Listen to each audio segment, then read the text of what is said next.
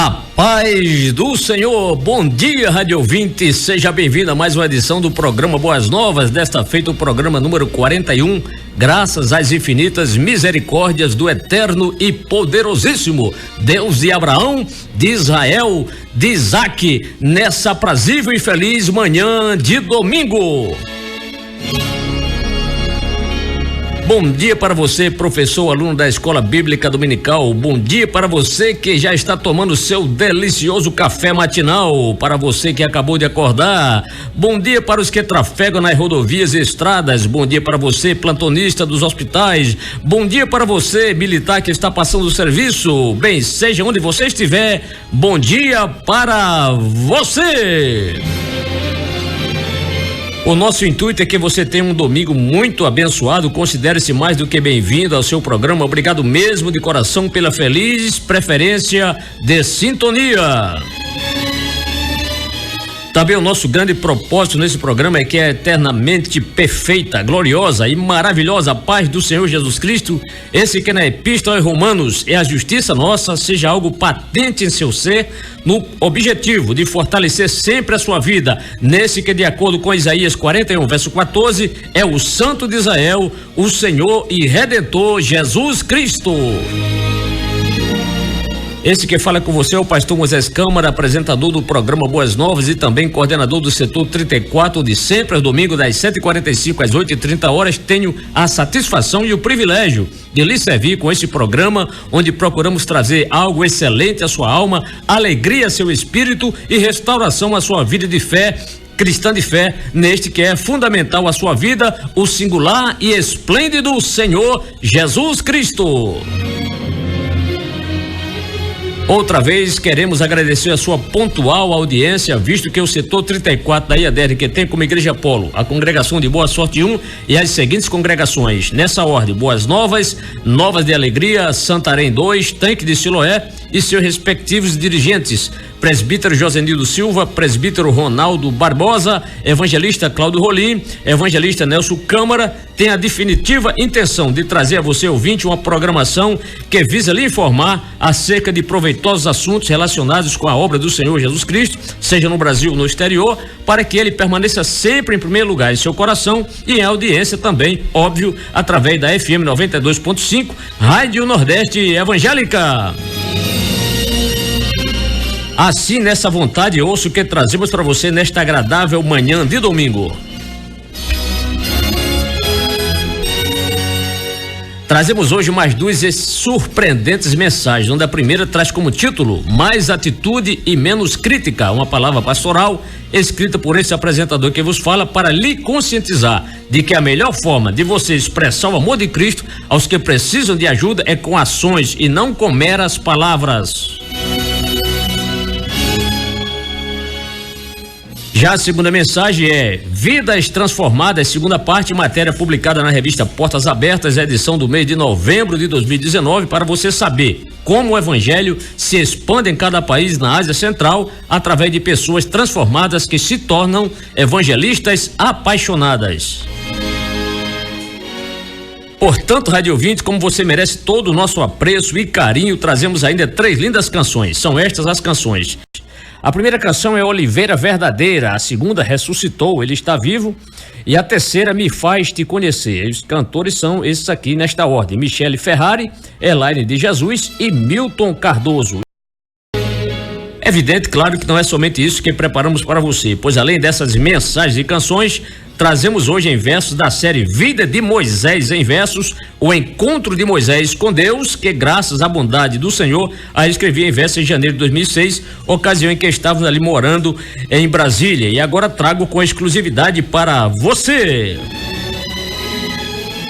Na sequência, trazemos agora a palavra pastoral, Mais Atitude e Menos Crítica.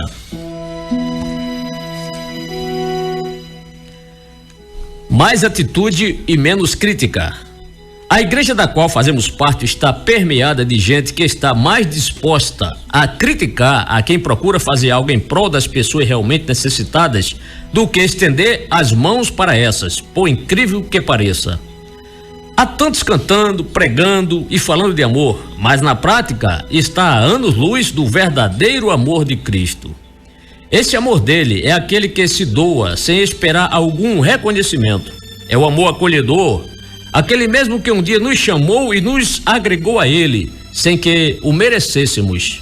Observe, aspas, mas Deus prova o seu amor para conosco, em que Cristo morreu por nós, sendo nós ainda pecadores. Fecha aspas, Romanos 5, verso 8.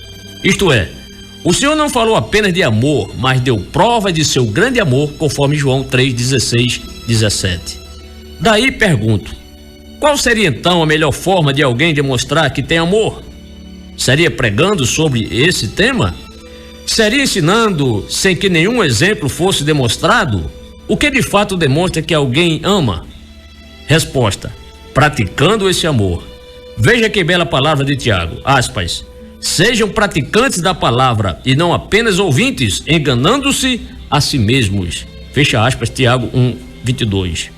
Para amarmos os nossos semelhantes, não olhamos a cor da pele, a etnia da pessoa, o padrão social, o grau intelectual e etc.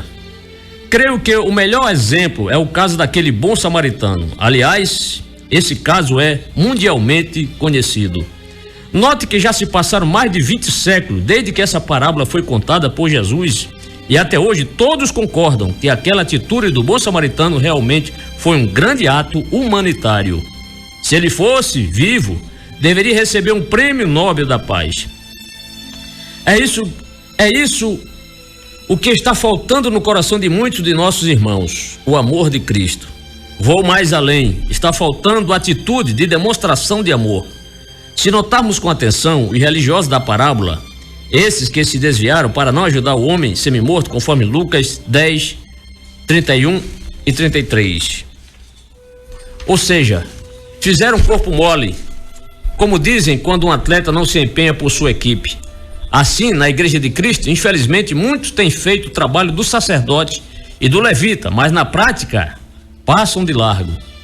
Irmãos e irmãs, amigos ouvintes, aquele que nos chamou é o mesmo que nos estimula a arregaçarmos as mangas para o serviço cristão. Veja isso em Josué 1, versos 6, 7, 9 e 18. Ou será que o trabalho na igreja está limitado somente à pregação da palavra, eximindo os exemplos que deveremos dar? Lógico que não. Lamentavelmente, reitero, uns saem pela tangente, alegando que a Igreja de Cristo tem apenas o dever de pregar a palavra, abrir novas congregações e evitar o pecado. Discurso lindo, mas na prática não vai muito longe. O evangelho implica em ação, senão vejamos. Aspas, então os justos lhe responderão dizendo, Senhor, quando te vimos com fome e te demos de comer, ou com sede te demos de beber? E quando te vimos estrangeiro e te hospedamos, ou nu e te vestimos? E quando te vimos enfermo ou na prisão e fomos ver-te? Fecha aspas, Mateus 25, 37 a 39. Perceba se o evangelho é ou não é algo prático. Aspas. E respondendo o rei, lhes dirá, em verdade vos digo que, quando fizestes a um destes meus pequeninos irmãos, a mim o fizestes. Fecha aspas, versículo 40. Isso é que é atitude. Há um grupo, aliás, um numeroso grupo de pessoas dentro da igreja que, ao invés de agregar as pessoas que têm seus problemas, terminam afugentando-as. Criticam que fulano ou fulana não merece receber a atenção do pastor, porque numa certa situação a tal pessoa já agrediu alguém no passado, ou já puxou a faca para outro, ou anda por aí mentindo. Enfim, há irmãos que preferem mais criticar que tomar a atitude de um verdadeiro bom samaritano. Ora, será que estamos esquecendo que Jesus veio buscar os doentes? Ou será que achamos que ele veio buscar os santinhos, os santarrões? Categoricamente afirmo que Jesus veio salvar principalmente as pessoas que mais são carentes de atenção, de cuidados e de amor. Está escrito, aspas, não necessitam de médico os sãos, mas sim os doentes, fecha aspas, Mateus 9, 12, parte B. Graças a Deus que há muitas pessoas nascidas de novo que reconhecem e nos apoiam quando procuramos ajudar aquelas pessoas carentes, necessitadas mesmo. Isso nos fortalece e nos serve de estímulo, pois na vida cristã, quando contamos com um ombro amigo, isso nos estimula a nossa fé. Por fim, mas sem querer esgotar o assunto, a minha súplica é, Senhor, conceda à tua igreja bons samaritanos do que os meros discursos desprovidos de exemplos da parte de alguns trajados de religiosos. Ouça Michele Ferrari cantando Oliveira Verdadeira.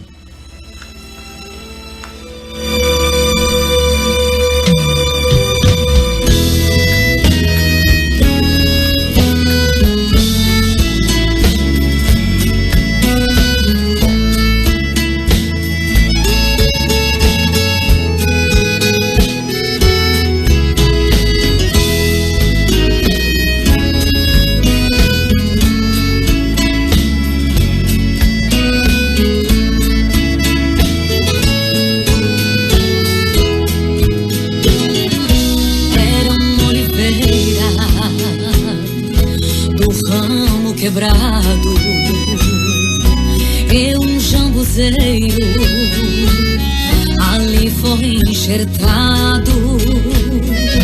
Essa oliveira é o meu Jesus, foi nele enxertado. Hoje tenho luz.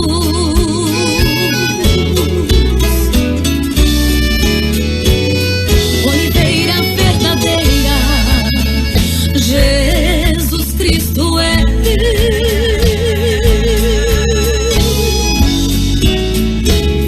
Nele fui enxertado através da fé. Posso eu dar frutos, enxertado assim. Cristo é oliveira, não mais vivo eu, mas Cristo vive em mim.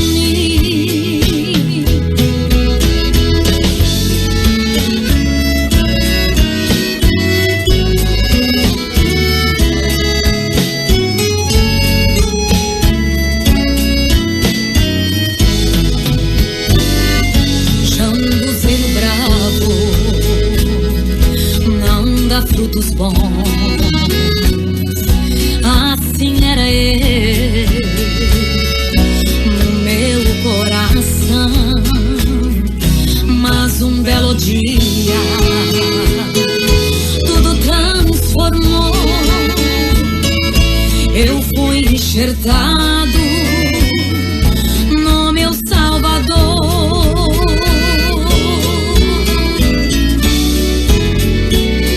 Oliveira verdadeira, Jesus Cristo é.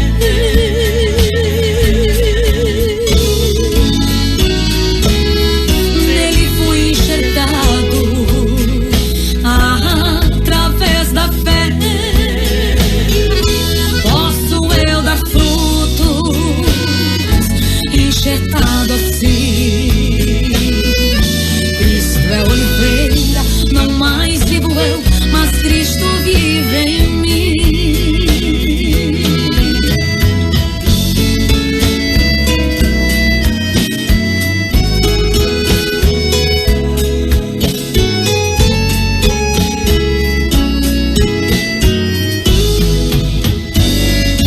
Cristo é oliveira, nele sou feliz. Nele estou ligado, no tronco e na raiz, ligado na oliveira, de todo o coração. Posso eu dar frutos e dar frutos bons.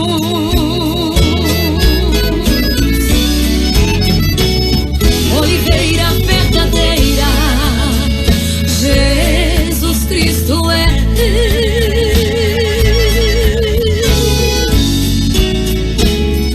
Nele fui enxertado através da fé.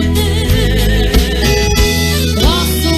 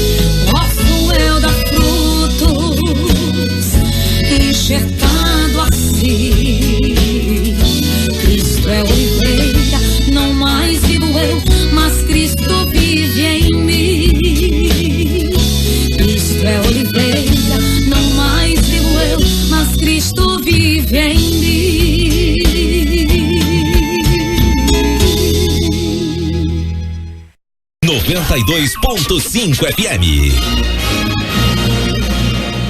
Muito bem, são 8h04. Vamos agora ao quadro Portas Abertas.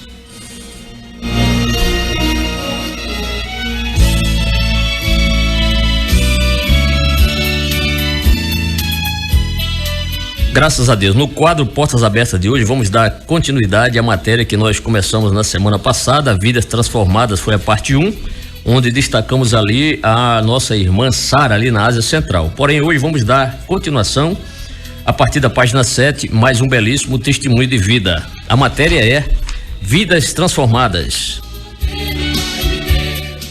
Perdão e restauração em Jesus. Gulia é a filha caçula de uma respeitada família de líderes religiosos muçulmanos.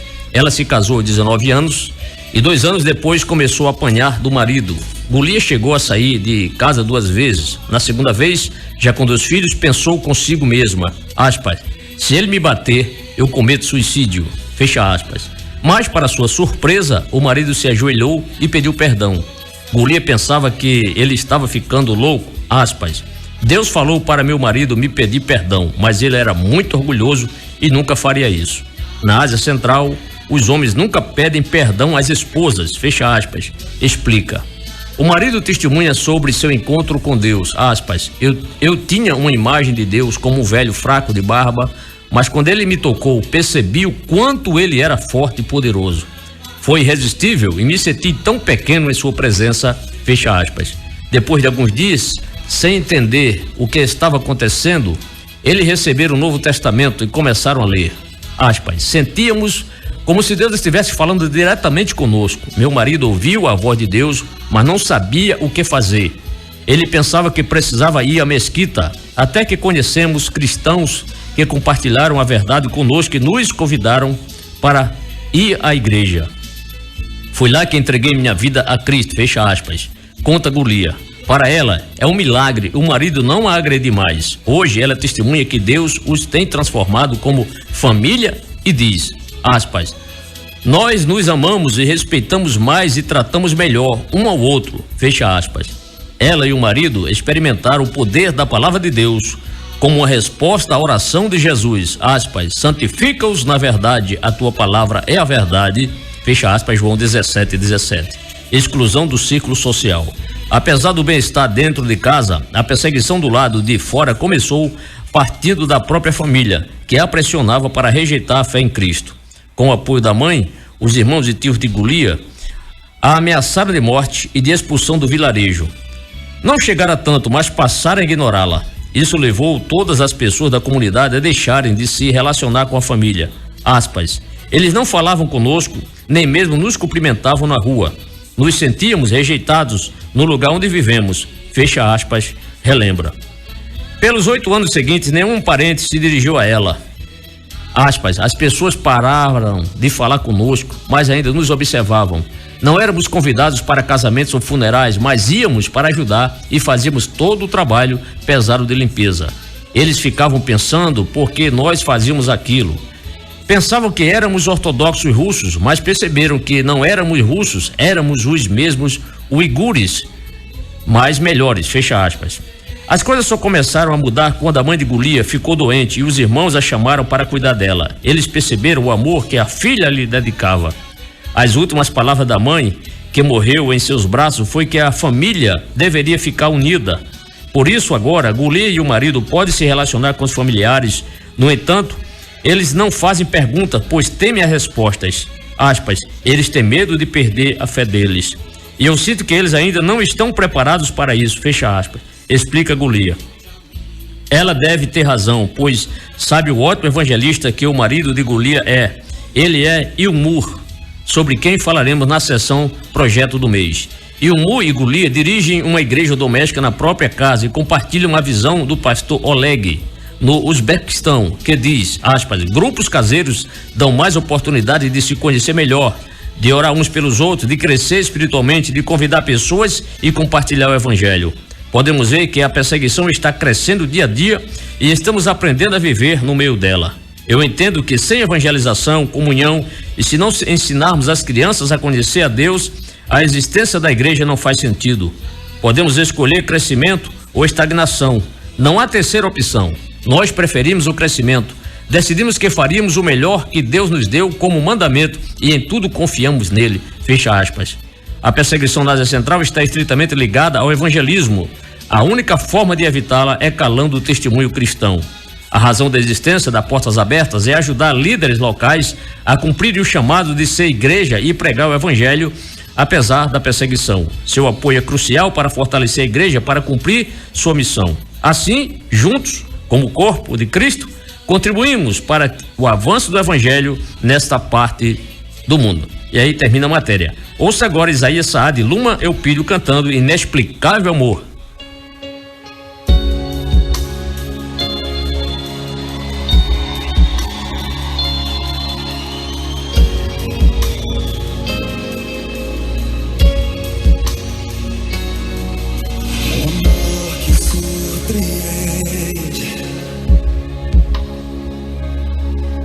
Que não quer nada em troca, conhece os meus defeitos, mas isso não importa. Nada faz você parar de me amar, nada vai mudar o seu olhar. Não importa o que sou, você me chama de meu filho.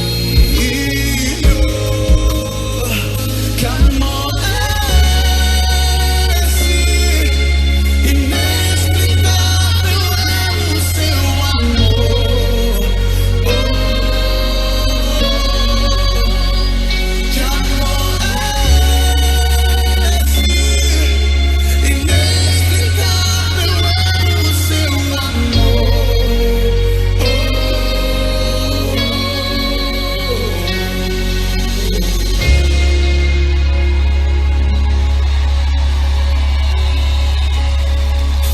Amor que surpreende, que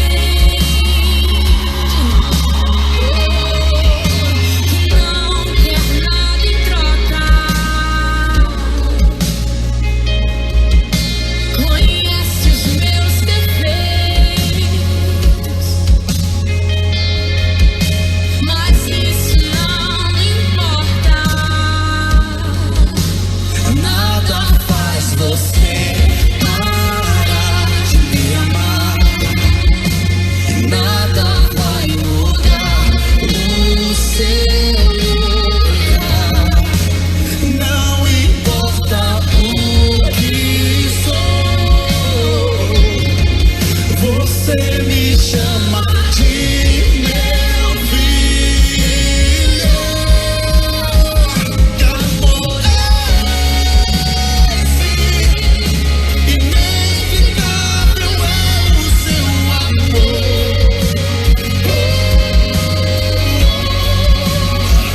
Que amor é esse? Inexplicável é o seu amor.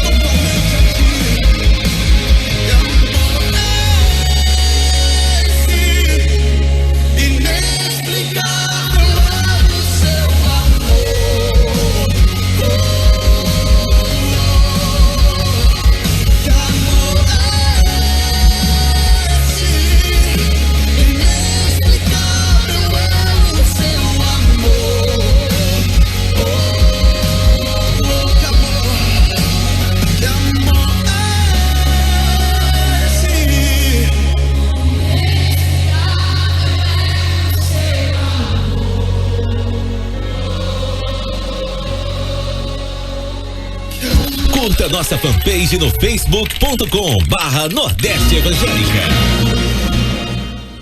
Muito bem, são 8h15. Bem, rádio ouvinte, de acordo com o que anunciamos no início deste programa, trazemos agora da série Vida de Moisés em Versos, o encontro de Moisés com Deus.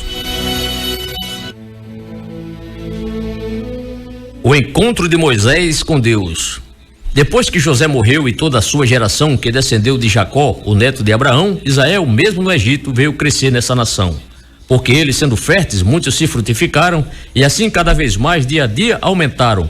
Por isso, se fortalecendo, em uma nação se tornaram. Até que subiu ao trono do Egito um governante que nada sabia de José, uma pessoa importante, pois em fatos da história era um rei ignorante. Esse rei via Israel como um povo numeroso e pensava que em guerra esse seria vitorioso, por isso quis dar um fim a esse povo poderoso. Agindo ele com astúcia, o faraó pôs em ação um plano para oprimir a Israel como nação, obrigando-o a trabalhar debaixo de forte opressão.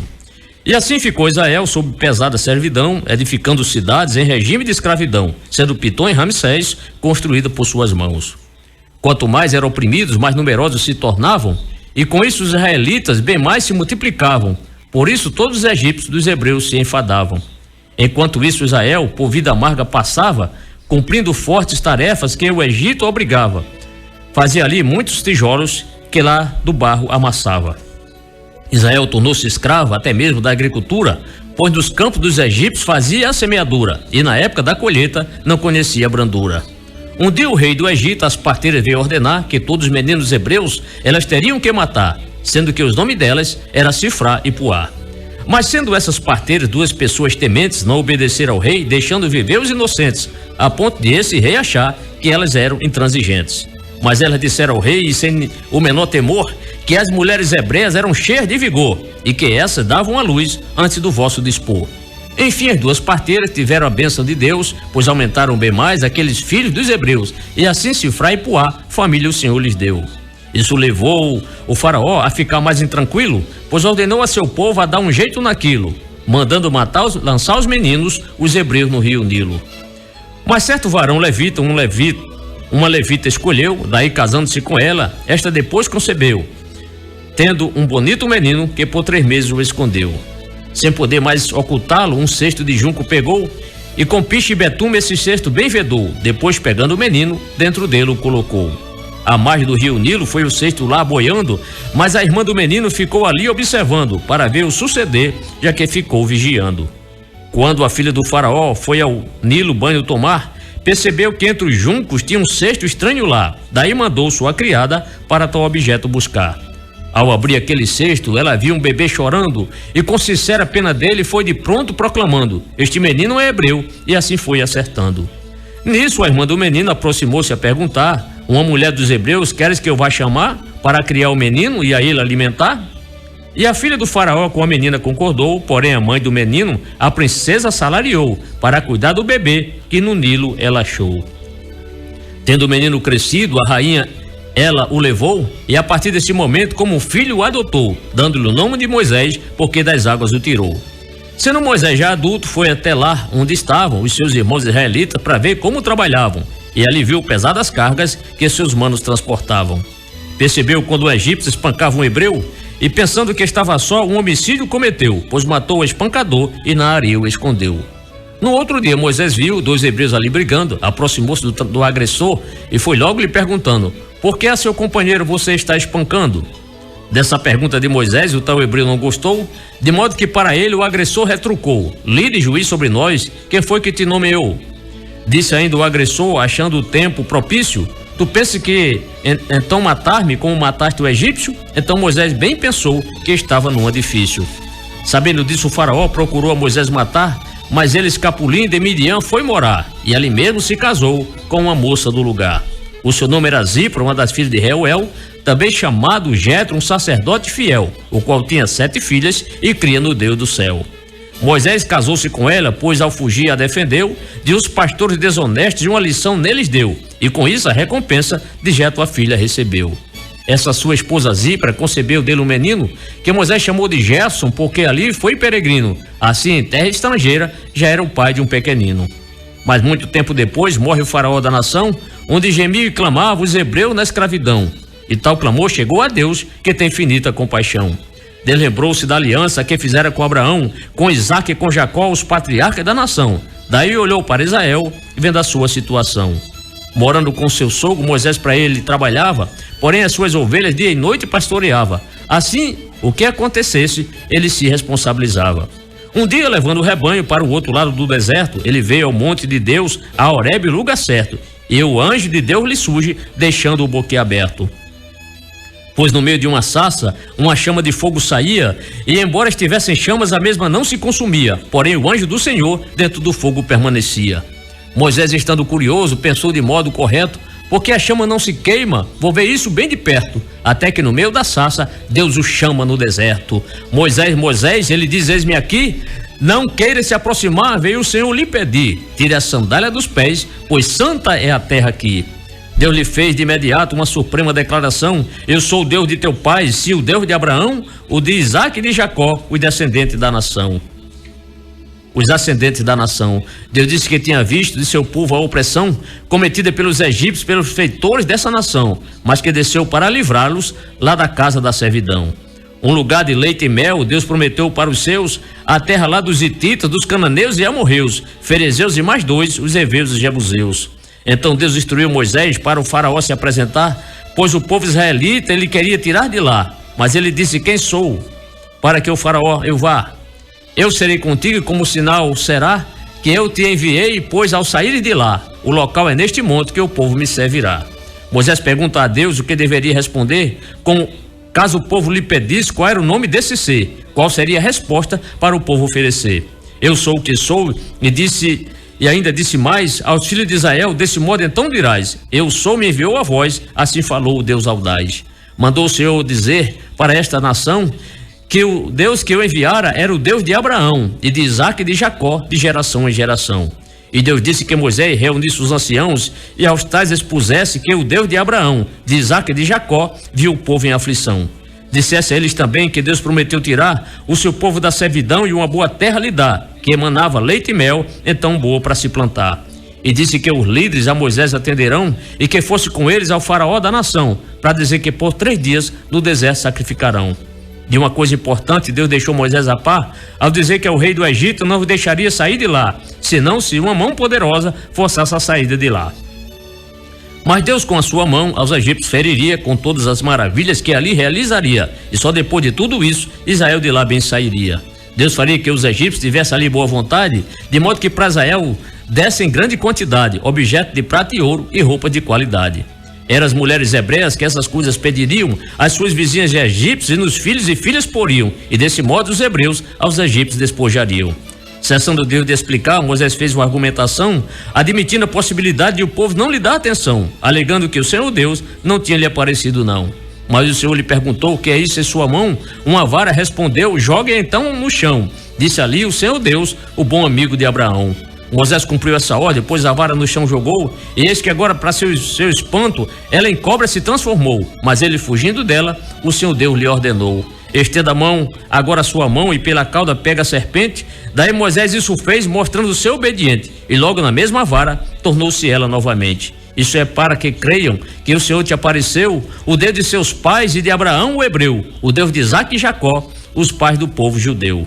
E mostrou Deus a Moisés que não estava de prosa, coloque a mão em seu peito e atendendo a voz ditosa, quando ele a retirou, viu que estava leprosa.